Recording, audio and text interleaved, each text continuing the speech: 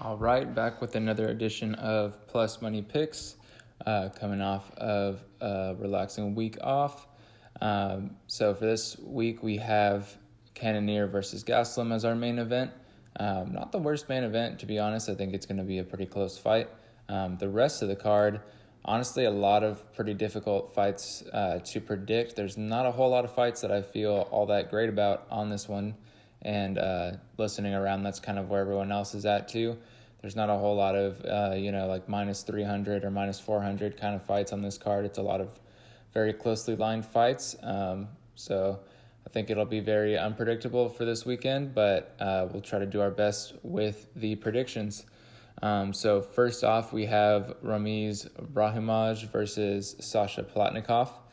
And right off the bat, you could get what I'm talking about. This is a fight that is very iffy on how it can go. So Sasha Palatnikov is 6-3, and Brahimaj is 8-3. Currently, Brahimaj is a slight favorite. He is minus 132, and Palatnikov is plus 112, but that line has closed in and opened up over and over again since this fight was announced.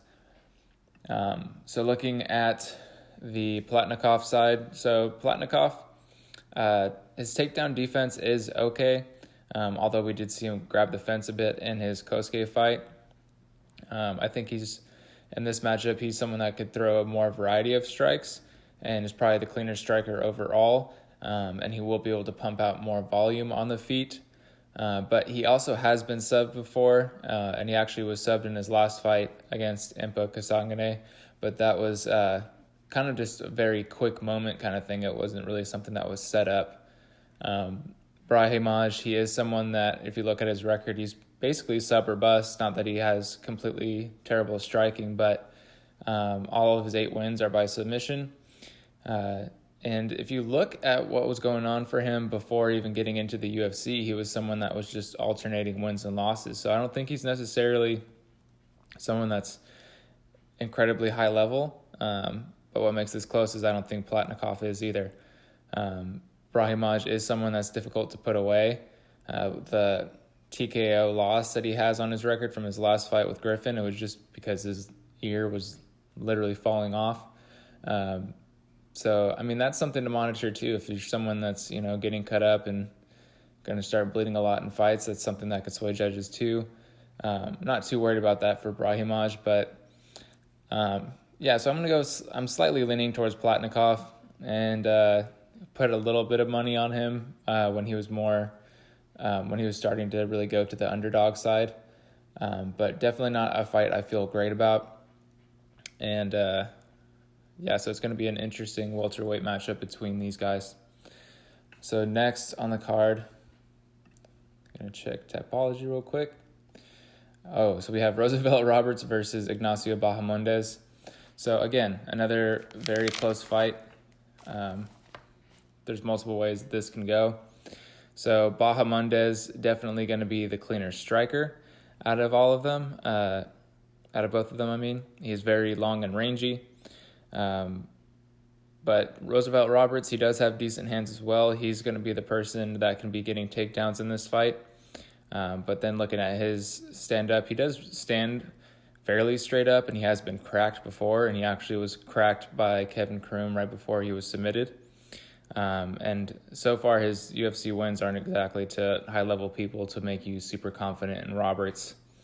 But Bahamondes, he's very tall, but so is Roosevelt Roberts. So Bahamondes, he's usually used to having more of a reach advantage in his fights, and he's not really going to have a significant reach advantage in this one. And really struggled with Makdessi in his last fight, and Makdessi's a much smaller guy. It's not easy for Bahamondes to make 155. He has had fights at 170, and I think he's missed weight at lightweight already before. And then on top of that, he's already been submitted, and I think that's Roosevelt Roberts' preferred path of victory. So don't really feel super confident in it, like I had said before. So I don't exactly want to be betting Roosevelt Roberts straight or anything like that, but I did take a small stab at Roosevelt Roberts by sub, which I think when I got it, it was somewhere around like plus 300.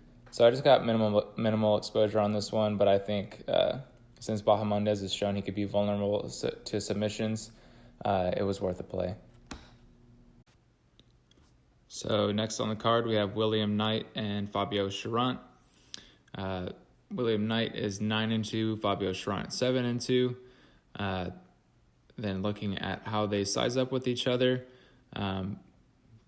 it's going to be Charon's going to be the bigger guy. He's a few inches taller and has a little bit of a reach advantage in this one. It has been William Knight that's been the favorite ever since I've seen the lines. And I think he's actually one of the bigger favorites on this card. William Knight currently minus 181 on Bet Online, and Fabio Charon is at plus 156. So, yeah, I do kind of like William Knight's game a little bit, but I don't necessarily think he's the highest level, of course.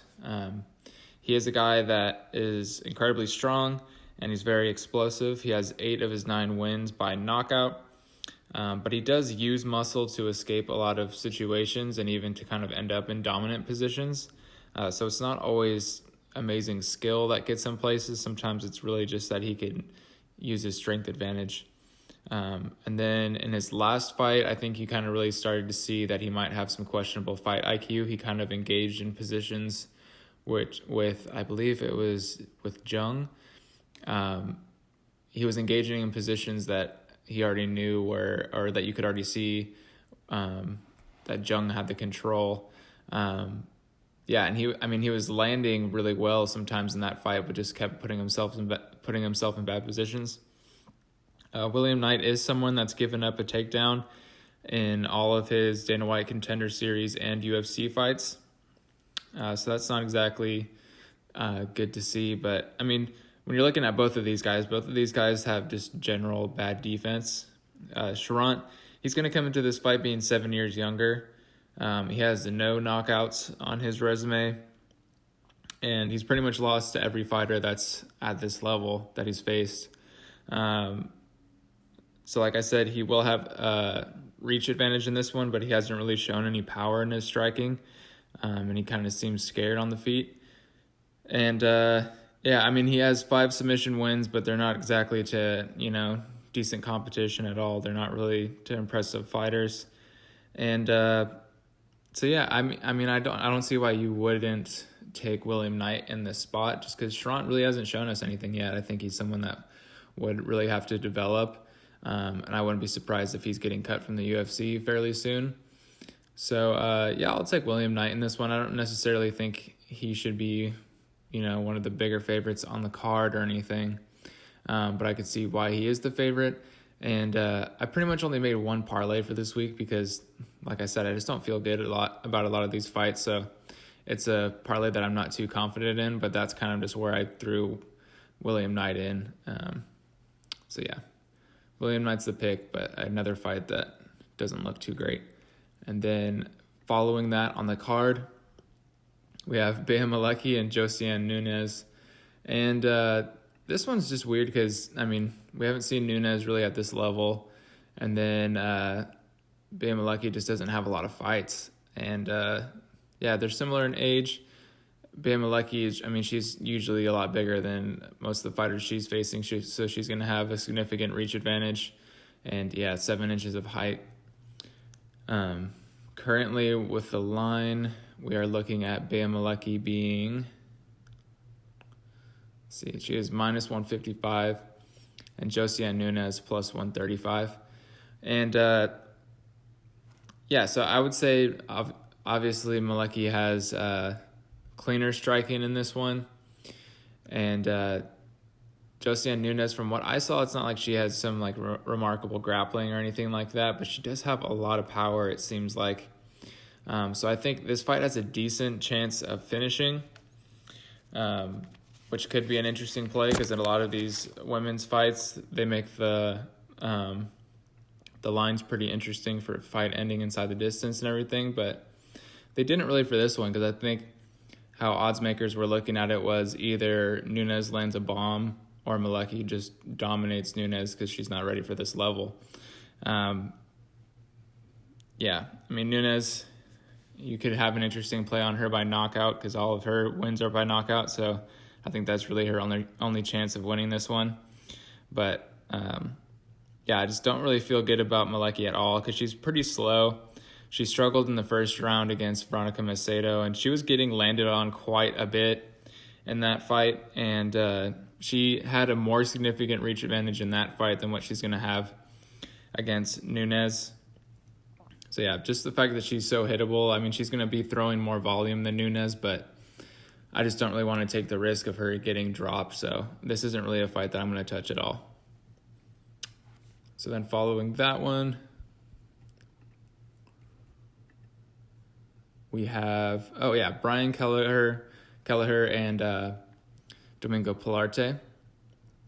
So Brian Keller 22-12, while Polarte is only 8-2. So obviously huge experience advantage for Keller. He's also a bit older. He's going to be 35 by the time the fight happens, while Domingo Polarte is more coming up on 32.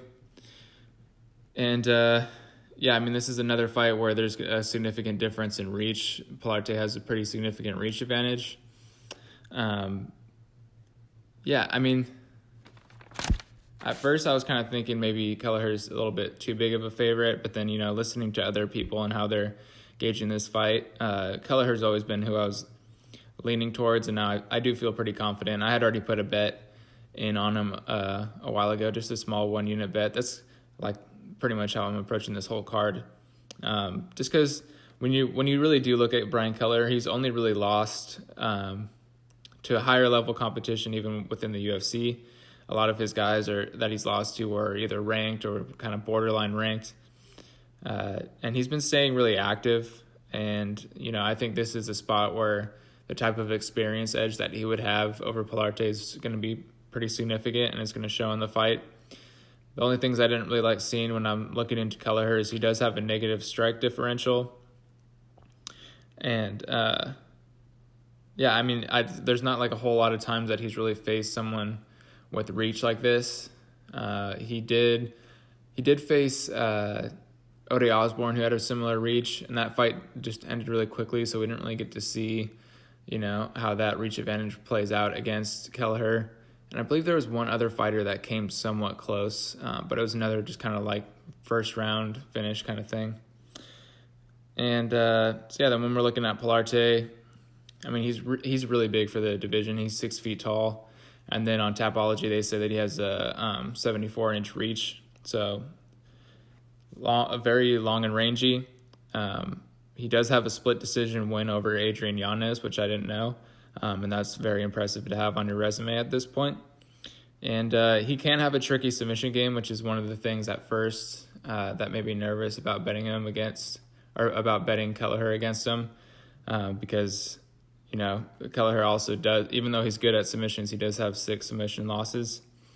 But then, I mean, when you really look at Domingo Polarte, he got KO'd hard by Journey Newsom, and Journey Newsom definitely isn't the highest level. And he just hasn't really been staying active, and I think Kelleher's got plenty of tools to beat him in this one. So, yeah, I just bet Kelleher straight. I think it wouldn't be the worst idea that if you were going to back Kelleher to take him inside the distance as well. So, next on the card, we have Luis Saldana and Austin Lingo.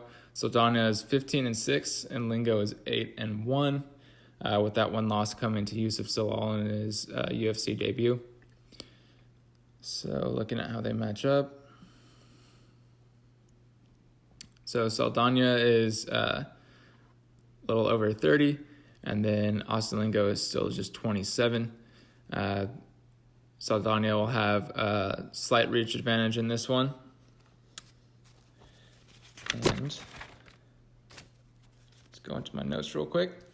So on the Austin Lingo side, this is kind of how I was leaning more towards the Austin Lingo side at first, but was kind of nervous about betting this one. And then now with how the line is, I'm just not really all that interested. But Austin Lingo, he's never been finished. He has won 3 decisions. He also has 3 knockouts and 2 submissions in his 8 wins. He he could throw heavy hands, and he can close distance really well. He's the more likely fighter in this one to shoot for a takedown, and I think there's a decent chance that he has success with that. And then, I think if people are looking at the Zalal fight and they're saying, well, this was another, long and ragey striker that he faced, and he really struggled a lot. But really the tale of that fight was more that Zalal was mixing in takedowns, and that's what was really throwing off Austin Lingo, because the striking wasn't really too bad in that one, to be honest. Saldana, so he's got 14 of his 15 wins by finish, with those being split 7-7 by knockout and submission. He is the cleaner striker overall, I would say. But then when you look at, his fights, he doesn't necessarily show great takedown defense. He does have 3 finished losses compared to 0 for Austin Lingo. He has 1 knockout loss and 2 submission losses.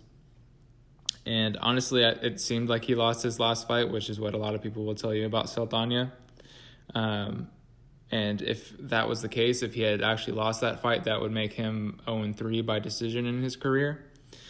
And then on top of that, he just had some suspect losses. He has, some people on his record that makes me question if he's, ready for this level, and especially with how his first fight played out. I think he easily could be a solid fighter in the UFC. It's just, I think he has a bit more to prove.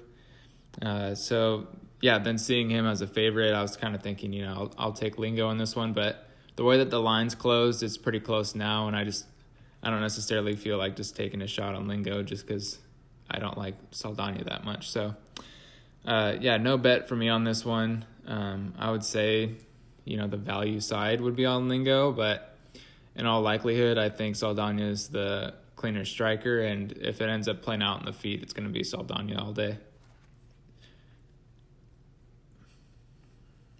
So moving up in the card, so we have Alejandro Pantoja versus Brandon Royval.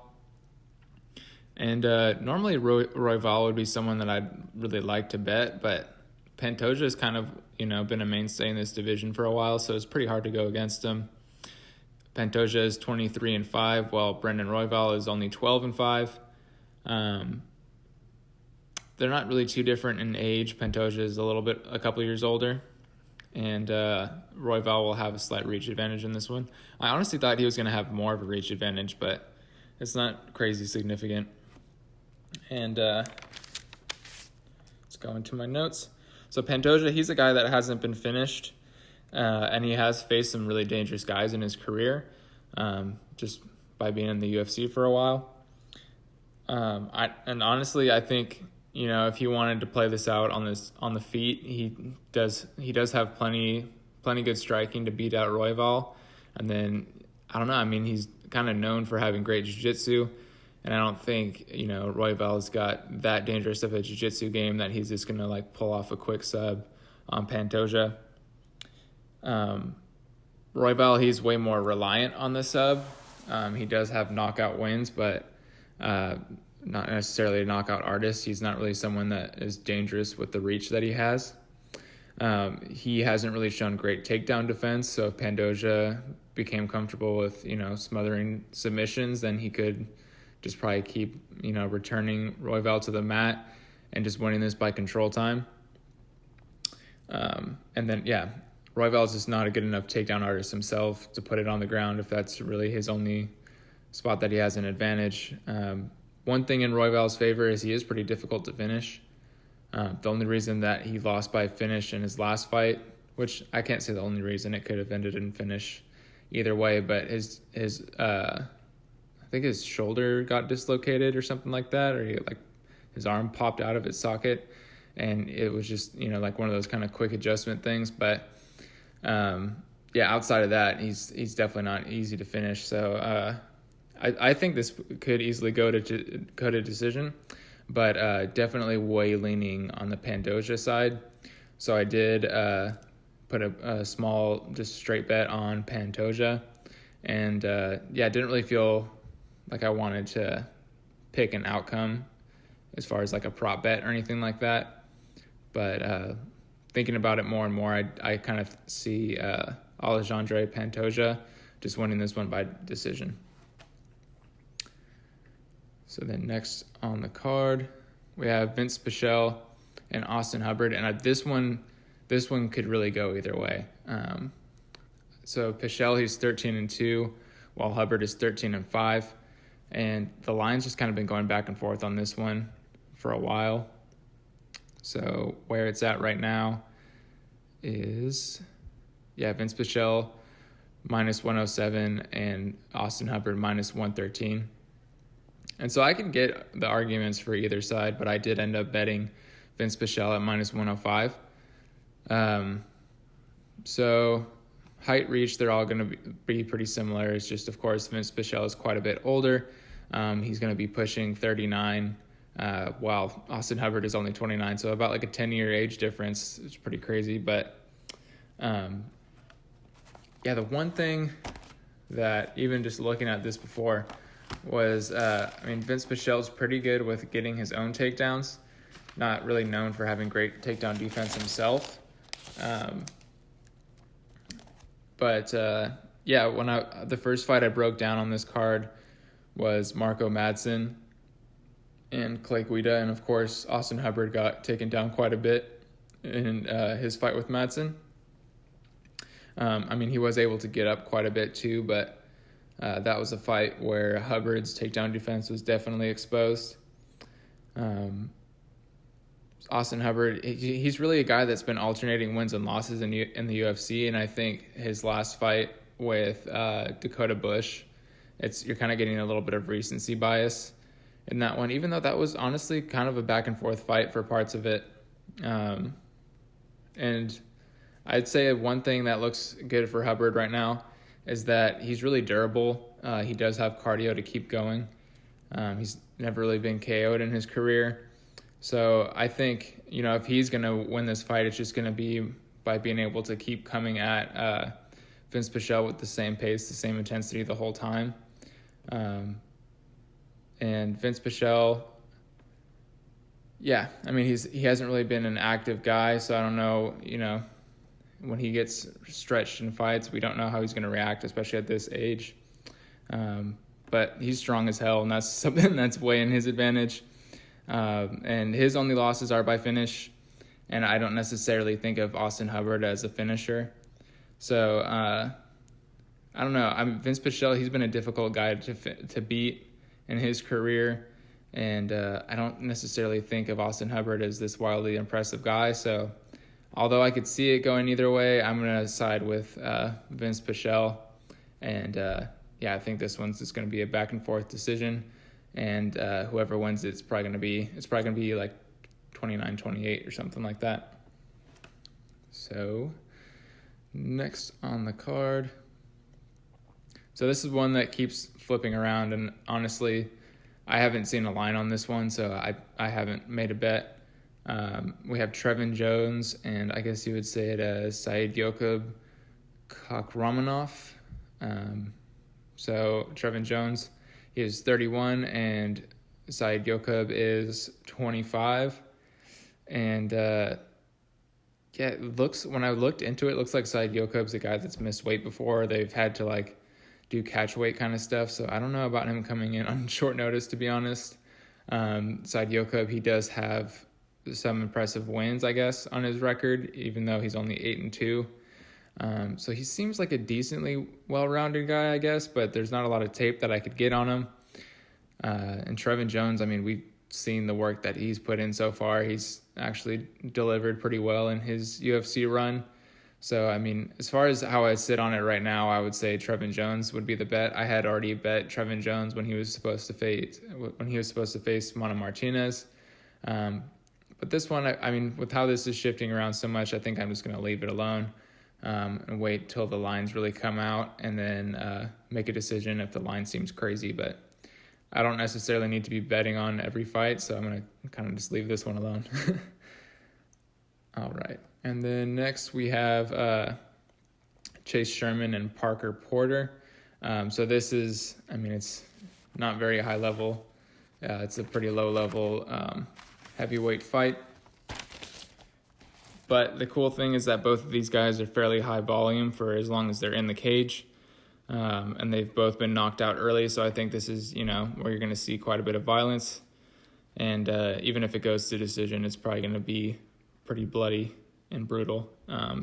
Chase Sherman, I believe he actually has the reach advantage in this one, which for some reason I had thought of Parker Porter as being someone that typically has a reach advantage, but it's going to be Chase Sherman with a few inches of reach in this one. Chase Sherman is actually going to also be the younger guy, but he does have a lot more UFC experience than Parker Porter, who is currently 36. So Chase Sherman, he's coming off of a close fight with Andrei Arlovsky, which Arlovsky is definitely a lot better than Parker Porter, so I think that looks good going into this fight. Chase Sherman has 14 of his 15 wins by knockout, so he's only won one fight by decision. And his other advantages I've already kind of laid out. His, way more UFC experience, and he's going to be the younger fighter in this one. But Parker Porter, he's actually won 3 decisions in his career. There's a decent chance that he actually has the better cardio. And Parker Porter actually does have even some submission wins in his career, so he could actually mix up his paths to victory, which is interesting. But my lean as far as who I was going to pick is Chase Sherman, just because I feel like he's kind of more proven at this level. And I kind of liked what I saw from him, at least from what I remembered in the Arlovsky fight. I thought he made that fight pretty close. And I think Parker Porter, either way, he's got a limited time in the UFC just because of his age. But I honestly think that the better thing to do is to bet, fight doesn't go the distance, or to do some kind of under bet. And that's pretty much all I've done with this one, is I bet the under 1.5. So then moving on to the next one, have Clay Guida and Marco Madsen. And honestly, I thought I was going to, just not even really look into it and just bet Madsen, because I had kind of seen Marco Madsen pop up on some people's records and been thinking when's he going to fight again? And I don't know.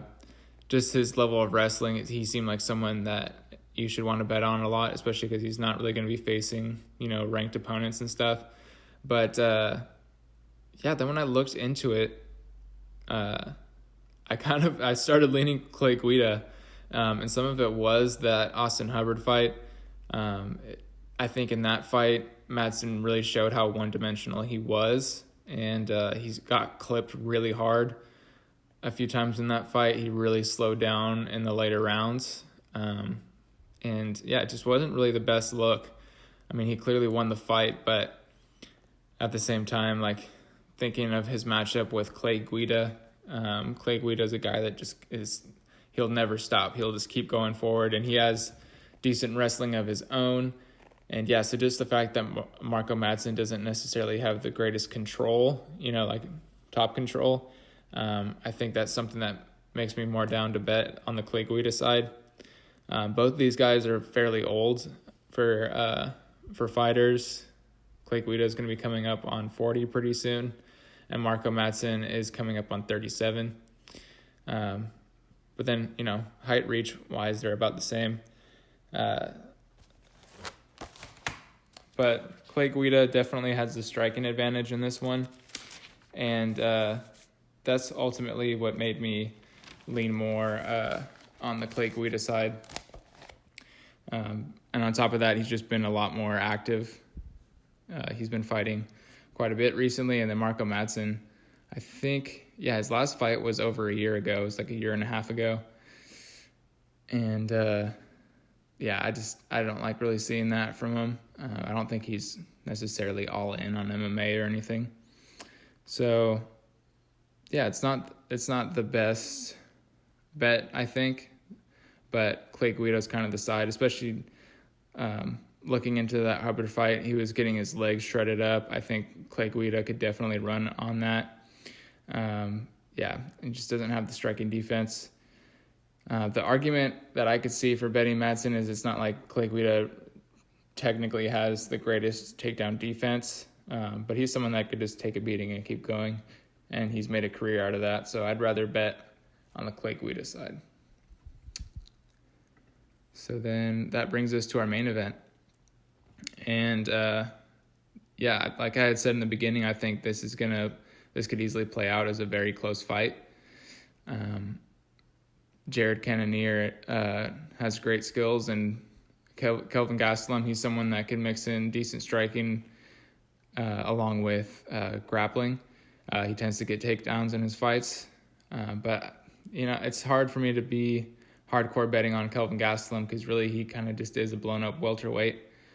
Whereas Jared Cannonier, he's someone that came all the way down from heavyweight, so he's pretty big for the division. Just going to get back into my notes for this one. So Cannonier, he's going to have the 6-inch reach advantage since he is the bigger guy in this fight. He actually has pretty good striking defense. He'll have more power. In the Whitaker fight, I thought he showed a great leg attack game. He hasn't been finished at 185, but Whitaker was definitely really close. And then when you're looking through Cannonier's record, 4 of his 5 losses are to top-tier fighters.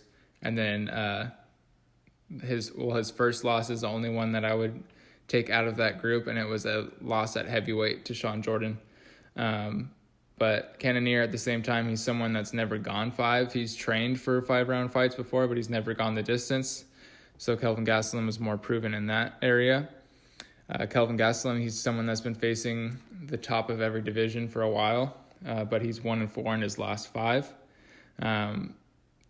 One thing that I liked seeing from Gastelum was that he's never been knocked out, which I didn't know that. Although he's someone too he's been dropped in fights, he's just never been knocked out. I think Adesanya got credited with 4 knockdowns in their fight. But yeah, when it comes down to it, Gastelum, he could be fighting at 170. And I think even if he takes down Cannonier, he's going to struggle to hold him down because Cannonier is someone that, just has willpower to get back onto his feet.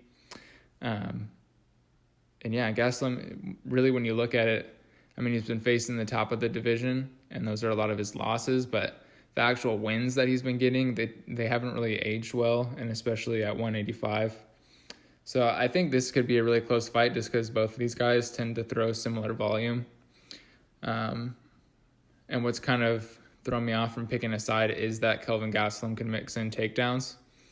But with the durability of both of these guys and the lack of finishing power from Gastelum, I think the most likely thing is that this fight goes to decision.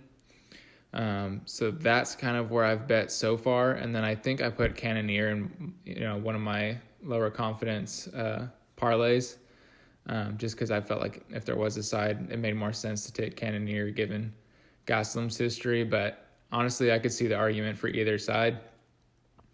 I think we're in for a long fight in this one. It's probably going to be pretty tactical. And honestly, maybe Cannonier gasses out in those later rounds because, like I had said, he hasn't necessarily ever had to go 5, and Kelvin Gastelum is prepared for that. We'll see. But those are all of my predictions for this card. I think it's going to be a difficult one, not necessarily thinking it's going to be the most profitable week for anyone. We have a pretty good lineup of cards coming up, so looking forward to that one. Good luck to everyone out there with all of your bets, and I'll talk to you again next week.